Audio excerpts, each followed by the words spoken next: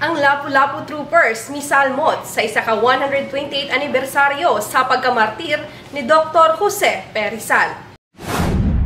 Kaniadtong Disyembre 30, 2024, ang 11th Infantry Lapu-Lapu Battalion miapil sa flag raising o Great Laying Ceremony sa paghandom sa isa ka 128th anibersaryo sa nasudnong bayani nga si Dr. Jose P. Rizal sa Lantawan Park sa Dumaguete City sa Negros Oriental.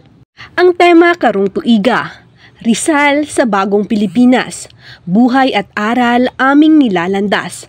Nagsilbi nga usa ka gamhanang panawagan sa paglihok alang sa mga Pilipino nga maghiusa isip mga tagapagsiugda sa mahinungdanong kausaban nga nagtrabaho paingon sa mas masanag nga kaugmaon sa Pilipinas.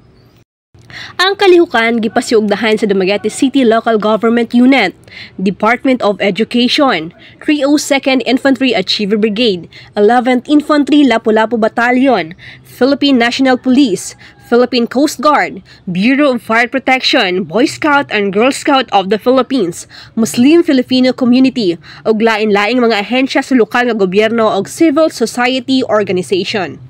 Ang seremonyas gipasidunggan sa presensya ni kaning Bais City Mayor Karen Villanueva, kinsa nagsilbing guest of honor og speaker. I also thought about sharing a bit of myself and the journey that I had, having also paid tribute to Rizal, entering the fray of public service in a testosterone overdriven arena.